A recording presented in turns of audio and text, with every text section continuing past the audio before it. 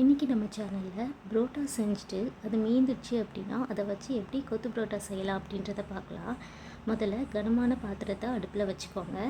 அது நல்லா சூடானதுக்கப்புறம் 3 டீஸ்பூன் எண்ணெய் ஊற்றிட்டு சோம்பு போட்டு நல்லா பொரிய விடுங்க. சோம்பு நல்லா பொரிஞ்சதுக்கப்புறம் 3 பெரிய வெங்காயத்தை பொடிசாக நறுக்கி அதையும் போட்டு 2 பச்சை மிளகாவையும் பொடிசாக நறுக்கி அதையும் போட்டு நல்லா தாளிங்க. வெங்காயம் நல்லா பொன்னிறமாக மாறுற வரைக்கும் நல்லா வதக்கி விடுங்க.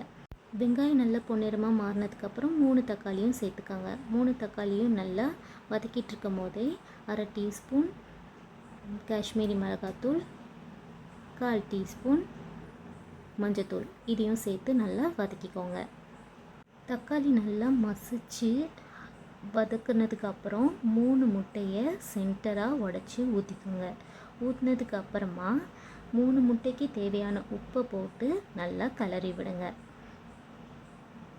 முட்டையை கிளறும் போது சிம்மில் வச்சுக்கோங்க. ஏன்னா முட்டை ஹை ஃப்ளேமில் இருந்ததுன்னா கறி பிடிச்சிரும். அதனால் சிம்மில் வச்சு அதை நல்லா ட்ரை ஆகிற வரைக்கும் நல்லா வதக்கி விட்டுக்கோங்க.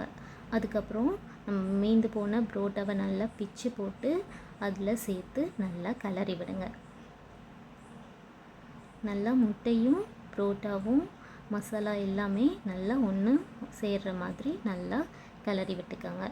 கீழே அடிப்பிடிக்காமல் இருக்க கேஸ் ஃப்ளேமை சிம்மில் வச்சுட்டு நல்லா கிளறி விட்டிங்க அப்படின்னா உங்களுக்கு அடிப்பிடிக்காது. வீட்டில் நம்ம சிக்கன் கிரேவி பண்ணும் போது 2 கரண்டி எக்ஸ்ட்ரா இருந்ததுன்னா அதையும் இதில் ஆட் பண்ணி நல்லா கிளறி விட்டிக்கோங்க. நல்லா கிளறி விட்டுட்டு நம்ம வீட்டில் டம்ளர் வச்சு அதை நல்லா கொத்துன்னு கொத்துனீங்க அப்படின்னா கொத்து பரோட்டா ரெடி.